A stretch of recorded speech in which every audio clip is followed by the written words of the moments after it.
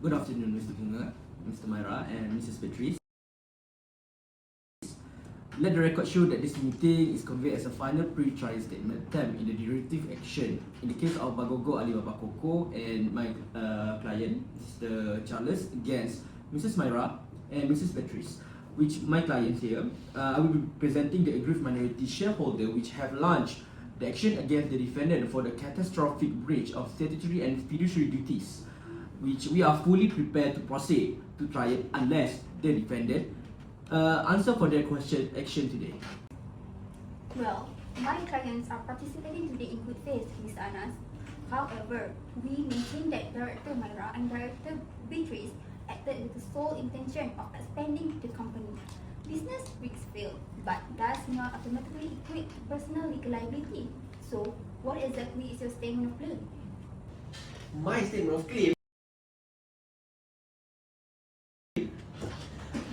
claim is that these two treated our Coco company like their personal playgrounds. They drained our financial liquidity on secret family property deals and reckless industrial missionary gambles. Because of them too, our company is facing a severe raw material supply crisis. Our processing lines are dead and our shares value has created. We want them removed from the board.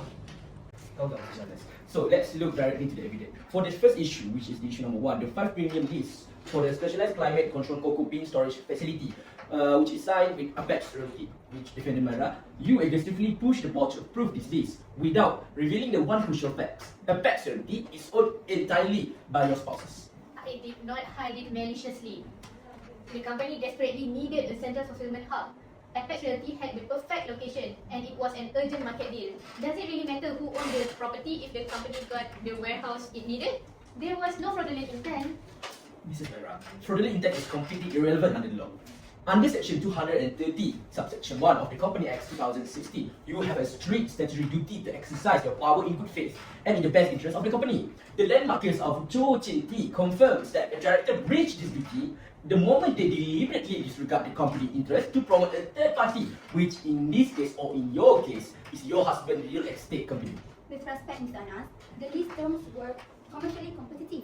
My client did not actively defraud Bagogo Alibaba Estate. But she actively violated Section 221. As a director, you are strictly required to declare the nature and extent of any direct or indirect interest in the contract with the company at a formal board meeting. Zhong Zhengwood product dictates that informal or assumed knowledge among family members, which is her husband, does not satisfy the statute. Worse yet, you violated Section 222 by actively participating in the board discussion and voting to approve your own husband's contract. That, Mrs. Myra, is a criminal offence under the Act. Yes, she used our Coco company rental payment to pocket massive indirect secret profit for his household. Exactly. Under the equitable no conflict and no profit rule codified in Section 280, subsection 1, director cannot use corporate position or information for personal gain. Based on Regal Hastings Limited against Gulliver, you are strictly accountable for those profits because Apex Realty has constructive knowledge of this conflict. Our claim seeks to resign the lease entirely and force an account of profit to strip Mr. Myra of every single cent she had made. Well, Mr. Anas and Mr. Charles, even if there are questions regarding the lease, let us turn to the second claim. The acquisition of the 5 million ringgit autonomous cargo joystick was a collective board decision. Mrs. Beatrice championed it to innovate and compete with the global logistics giants. This was an honest business judgment. Yes, I am the technical director. I wanted Bagogo Alibaba Coco to become a premium manufacturer. How was I supposed to know the foreign manufacturing startup will go bankrupt or that Malaysian Food Safety and Environmental Authorities would ground the processing plants due to heavy emissions and safety non-compliance? It was a creative risk to expand our product line. With all due respect, Mrs. Beatrice, it wasn't a creative risk. It was gross negligence. Under Section 230, subsection 2 of the Company Act 2016, you are bound to exercise reasonable care, skill, and diligence. Section 230, subsection 2. A. Measure this against an objective standard, which what would a reasonable director with the same responsibility do?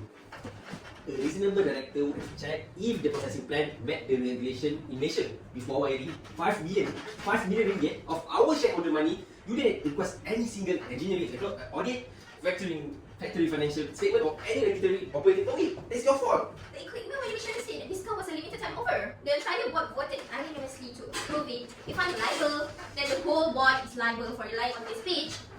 Nice try, Mrs. Beatrice. But the law does not allow a board to act as passive rubber stamps. Under section 250, a director may rely on information or recommendation, but only if the reliance is made in good faith and after making an independent assessment.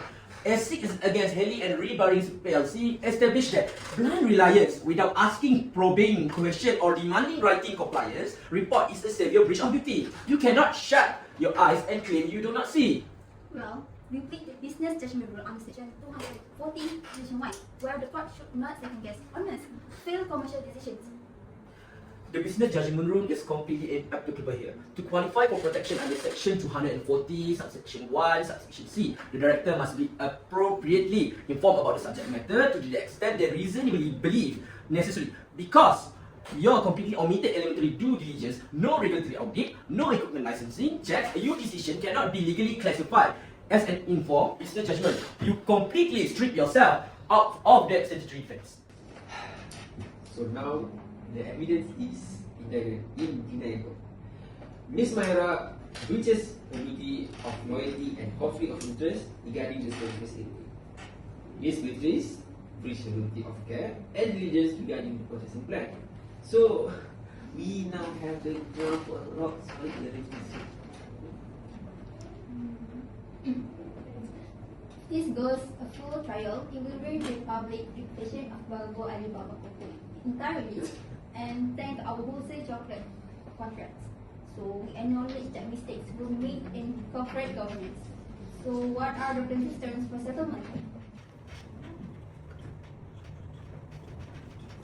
Alright, our terms are non-negotiable to avoid trial.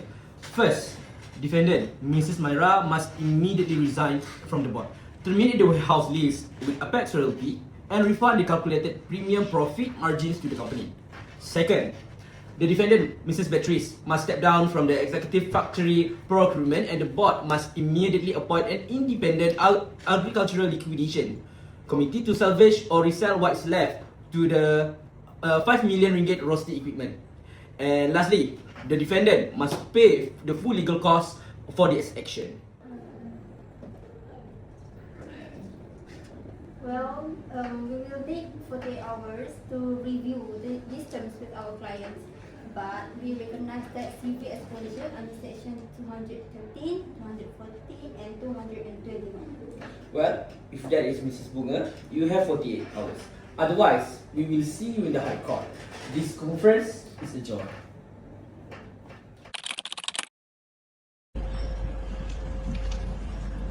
Good afternoon, Mrs. Bunga.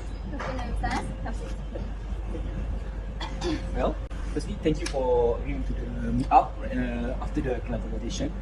Now that we both have time to analyze the text via interview, I would say that it's clear that your client, Mrs. Myra, here has strictly breached section 221 over the cocoa lease. So what say you about that? Well, I acknowledge that this is bullshit, but after looking into the precedents, we will aggressively defend the director Beatrice under section 214, which is the business judgment law. So let's formally exchange our documentation bundles by this Monday. This Monday, I think I'm amenable with that. So if there's nothing else, then I will see you on Monday.